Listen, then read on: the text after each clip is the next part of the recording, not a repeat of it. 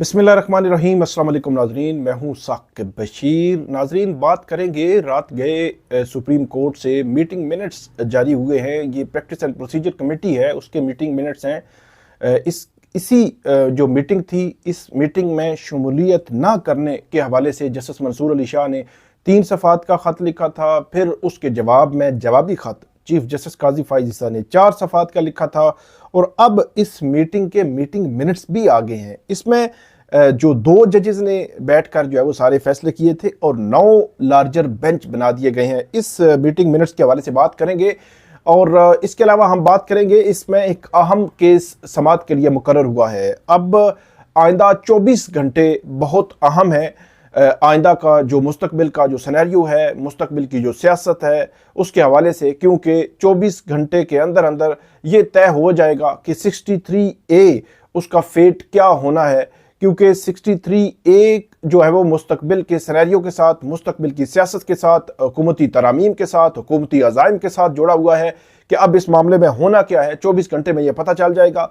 63A का case भी इसमें जो है वो जिक्र है और 9 लार्जर बेंच जो है वो इसमें बनाए गए हैं। इसके अलावा हम बात करेंगे कि जो रात को अली अमीन गंडापुर वापस चले गए, उस पर बहुत तनकीद भी हुई। और क्या पीटीआई का गुज़श्ता रोज़ रावलपिंडी का एहतजाज जो है वो कामयाब रहा, नाकाम रहा, या क्या कहेंगे, इस पे तफसील के साथ हम मुख्तलिफ एंगल्स आपके साथ शेयर करेंगे कि इसके असरात क्या हो सकते हैं आइंदा आने वाले दिनों में। इमरान खान साहब के केसेस से मुतल्लिक भी बात करेंगे कि कल जो है वो 190 मिलियन पाउंड केस की समाअत थी जो अडियाला जेल में एहतसाब अदालत के जज नासिर जावेद राना ने की। उस समाअत के दौरान क्या हुआ, क्योंकि एक तरफ रावलपिंडी में एहतजाज चल रहा था तो दूसरी तरफ अडियाला जेल में समाअत चल रही थी। उससे मुतल्लिक भी आपको आगाह करेंगे। सबसे पहले हम शुरू करते हैं, 63A जो केस है वो फिक्स हुआ है और जो मीटिंग मिनट्स जारी हुए हैं वो पहले आपको बताता हूं, उसके बाद उसके आगे बढ़ेंगे। ये मीटिंग मिनट्स तकरीबन 4 सफ़ात पर मुश्तमिल ये मीटिंग मिनट्स है और इसमें ये लिखा गया है, ये प्रैक्टिस एंड प्रोसीजर जो कमेटी है, जो नई तश्कील दी गई थी जब ऑर्डिनेंस आया था, ऑर्डिनेंस के बाद चीफ जस्टिस काजी फाइज ईसा, जस्टिस अमीनुद्दीन खान और तीसरे जस्टिस मंसूर अली शाह हैं, लेकिन जस्टिस मंसूर अली शाह शामिल नहीं हुए।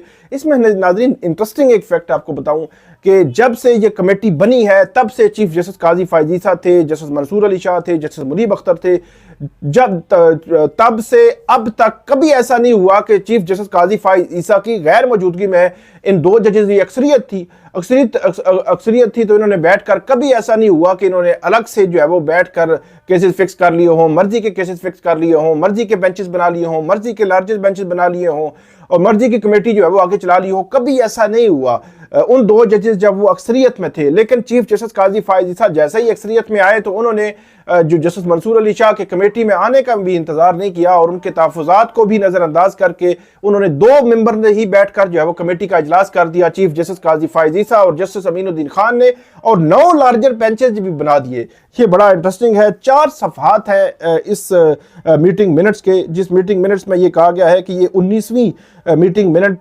मीटिंग है जो 23 सितंबर को जुम्मे के दिन जो है वो मुनक्किद हुई थी। इसमें चीफ जस्टिस काजी फाइज ईसा, जस्टिस अमीनुद्दीन खान और जजीला असलम जो रजिस्ट्रार है और वो सेक्रेटरी भी हैं इस मीटिंग की। इस मीटिंग में ये कहा गया कि मीटिंग 20 सितंबर को शेड्यूल थी और सेक्रेटरी ने जस्टिस मंसूर अली शाह को, सेक्रेटरी की जानिब से ये कहा गया कि 20 तारीख को जस्टिस मंसूर अली शाह जो है वो मौजूद नहीं है, उनकी पहले से कमिटमेंट है, इसलिए वो कमेटी में नहीं आ सकते।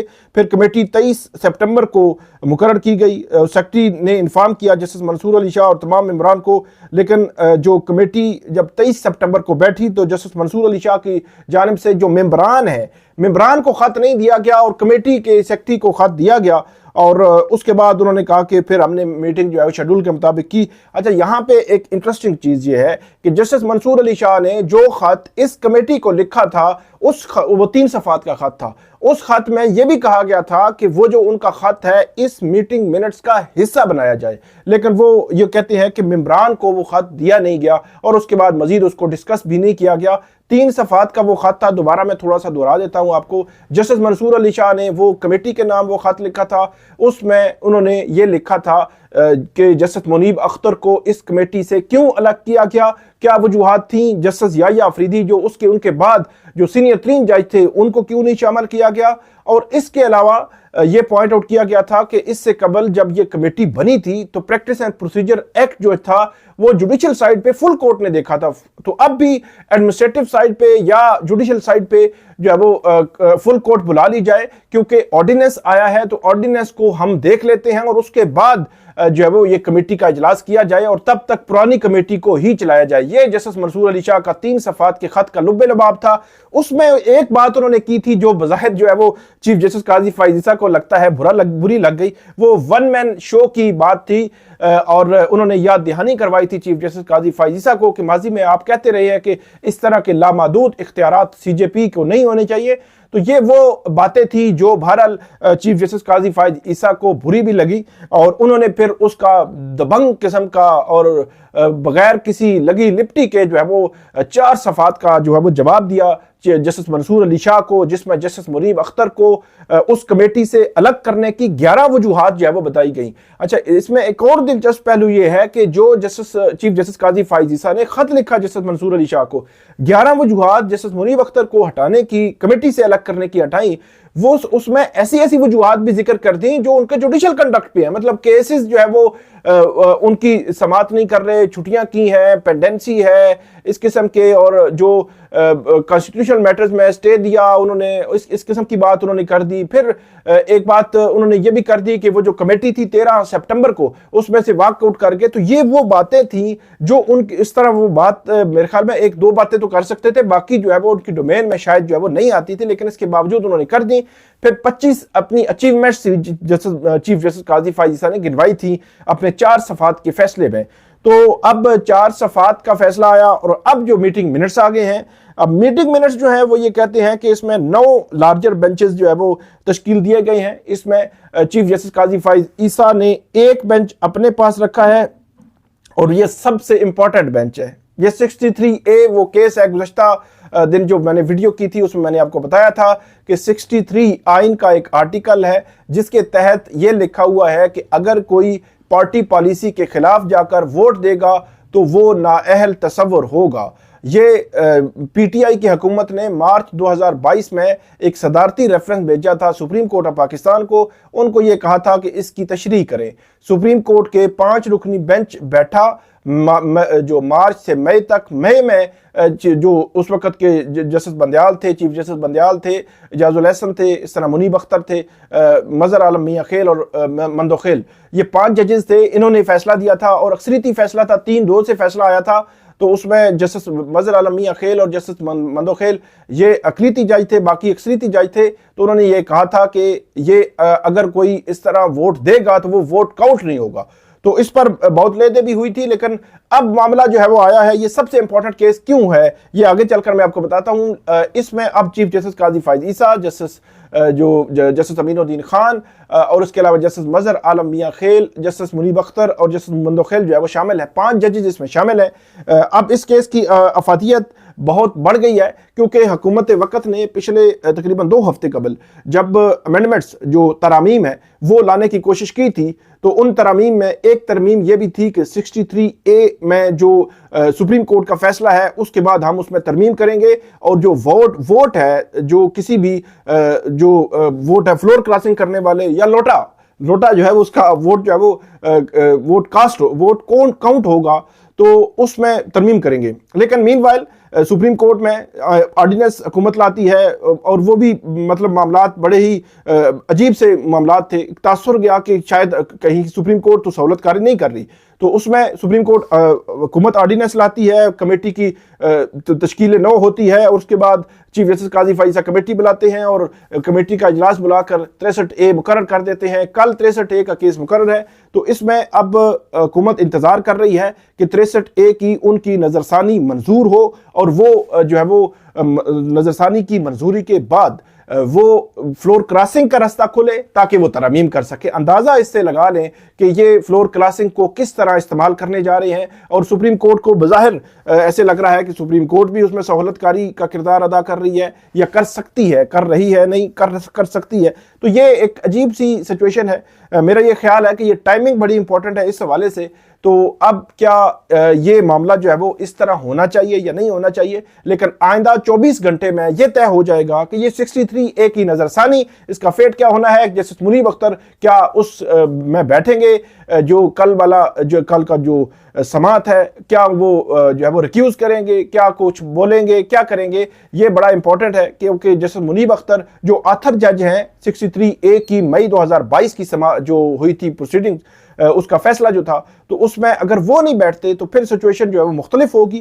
دیکھنا یہ ہے کہ وہ اب بیٹھتے ہیں یا اس میں نہیں بیٹھتے، تو اس میں کل تک انتظار کریں۔ 24 گھنٹے اہم ہے، حکومت دیکھ رہی ہے، اگر نظر ثانی منظور ہوتی ہے تو پھر ترامیم منظور ہوگی، آئینی عدالتیں بنیں گی، اسٹرکچر تبدیل ہوگا، عدلیہ کا جو حلیہ تبدیل کر دیا جائے گا، اور جو چیف جسٹس سپریم کورٹ ہیں ان کے اختیارات میں کمی کی کوشش کی جا رہی ہے آئینی عدالت بنا کر، اور اسی طرح جو ہائی کورٹ کے ججز کی ٹرانسفر کے حوالے سے بھی لیجسلیشن کی جا رہی ہے۔ اسلام آباد ہائی کورٹ کے 6 ججز کو بھی سبق سکھانے کی کوشش جو ہے وہ کر رہی ہے، کر سکتی ہے حکومت اس معاملے میں، کیونکہ ٹرانسفر والا معاملہ 6 ججز کا اسلام آباد ہائی کورٹ کے ساتھ ہی زیادہ تر جڑا ہوا ہے۔ تو یہ 9 بینچز ہیں جس میں مختلف میں جسٹس یحییٰ آفریدی ایک میں بینچ میں جو ہے وہ ہیڈ کر رہے ہیں، ایک میں جسٹس امین الدین خان ہے، جسٹس منصور علی شاہ 2-3 بینچز کو ہیڈ کر رہے ہیں، جسٹس منیب اختر جو ہے وہ 2 بینچز کو ہیڈ کر رہے ہیں، جسٹس یحییٰ آفریدی ایک بینچ کو ہیڈ کر رہے ہیں، اور یہ 11:30 بجے تمام لرجر بینچز کی سماعت ہوگی، مطلب کل 11:30 بجے اس 63A کیس کی سماعت ہوگی، اور 11:30 بجے پتہ چل جائے گا کہ یہ معاملہ آگے چلنا ہے یا رکنا ہے، کیونکہ جسٹس منیب اختر کا فیٹ ڈیسائیڈ ہوگا کہ وہ بیٹھتے ہیں، اعتراض کرتے ہیں، ریکیوز کرتے ہیں، یا کوئی بات کرتے ہیں یا نہیں کرتے، اور کل 11:30 بجے یہ پتہ چل جائے گا۔ 24 گھنٹے بہت عام ہے۔ یہ ناظرین آج کی جو ہے وہ پہلا ہمارا ٹاپک تھا۔ آگے بڑھتے ہیں۔ وزیر اعلیٰ خیبر پختونخوا علی امین گنڈا پور کل خیبر پختونخوا سے چلے، یہاں پہ جو ہے وہ راولپنڈی میں جگہ جگہ سے جو ہے وہ ایک تو جگہیں بند کی ہوئی تھی، رستے بند تھے، اور صبح سے بلکہ اس سے پچھلی رات سے ہلچل مچ گئی تھی۔ جو یہاں پہ لیاقت باغ ہے، لیاقت باغ کو سیل کیا گیا، پولیس آ گئی، پولیس نے گرفتاری اکا دکا کیا، گرفتاریاں بھی کی، پھر رات گئے جو ہے وہ پورے شہر کو سیل کر دیا گیا، موٹر ویز بند کر دی گئی، جی ٹی روڈ بند کر دیا گیا تاکہ یہاں تک احتجاج تک وہ لوگ نہ پہنچ سکیں۔ یہاں جہاں جو مری روڈ میں کل جو ہے وہ سیکنڈ ٹائم پہ کچھ لوگ پہنچ گئے، پی ٹی آئی کے کارکنان تھے، ان کے ساتھ جو ہے وہ آنکھ مچولی چلتی رہی، شیلنگ کرتی رہی پولیس یہاں پہ مری روڈ میں بھی۔ اس کے علاوہ وہاں جو موٹر وے سائڈ پہ بھی جو وہاں جو خیبر پختونخوا سے جو قافلے آ رہے تھے ان کو روکنے کے لیے بھی یہ چلتی رہی، لیکن خیبر پختونخوا، راولپنڈی یا اسلام آباد کی جو ملحقہ سڑکیں ہیں، ان سڑکوں پہ کہیں نہ کہیں کارکنان جو ہے وہ آتے رہے۔ کم تعداد تھی، زیادہ تعداد میٹر نہیں کرتی، لیکن پی ٹی آئی جو شو کرنا چاہتی تھی، میرا یہ خیال ہے کہ ان کا جو پرپز ہے وہ صرف ہو گیا۔ وہ احتجاج ہی ہوتا ہے کہ احتجاج کا مقصد یہ ہوتا ہے کہ حکومت وقت کو ہم بتائیں کہ ہمارا احتجاج ہے کہ یہ کام مطلب عمران خان کو رہا کیا جائے جس طرح ان کے مطالبات ہیں۔ دوسرا، عدلیہ میں جو کچھ کیا جا رہا ہے، سپریم کورٹ کو جو پاور لیس کیا جا رہا ہے، جو ترامیم کی جا رہی ہیں، یہ نہ کی جائیں۔ تو اس قسم کے جو مطالبات ہیں وہ بنیادی طور پر اس احتجاج کی وجہ سے بتانا مقصود ہوتا ہے کہ ہم جو ہے وہ احتجاج کر رہے ہیں، ہم نہیں مانتے اس کو۔ تو وہ حکومت وقت کو تو وہ جو رستے بند ہوئے، شیلنگ ہوئی، کیاس جو بنا، خیبر پختونخوا سے لوگ آ رہے تھے، تو وہ یہ سارا جو سینیریو تھا، اس سینیریو نے میرا خیال میں وہ پرپس جو ہے وہ سرو کر دیا۔ جو وزراء ہیں ان کی پریس کانفرنسز چل رہی تھی، تو یہ جو وہ پرپس کرنا چاہ رہے تھے، حکومت کو ایک پیغام دینا چاہ رہے تھے، وہ میرا خیال ہے سرو ہو گیا۔ اور علی امین گنڈا پور رات کو تقریباً 7، 7:15، 7:30 بجے وہ جو ہے انہوں نے واپسی کا اعلان کیا۔ میرا خیال یہ ہے کہ بالکل درست انہوں نے واپسی کا اعلان کیا۔ اس کی وجہ یہ ہے پی ٹی آئی جو ہے 9 مئی کے جو واقعات ہوئے تھے، اس کے بعد جو کارکنان تھے، پی ٹی آئی کی لیڈرشپ تھی، آج تک کیسز بھگت رہے ہیں۔ تو اس لیے کسی بھی اس قسم کے احتجاج میں خود جو ہے وہ نہ بھی آپ کریں، کچھ شرپسند ہو سکتے ہیں، رات کی اندھیرے میں کچھ بھی ہو سکتا ہے، تو اس سچویشن میں پھر جو ہے وہ بہت سوالات ہوتے ہیں جو یقینی طور پر قانونی طور پر آپ کو بھگتنے پڑتے ہیں، کیونکہ احتجاج تو آپ نے بلایا ہوا تھا۔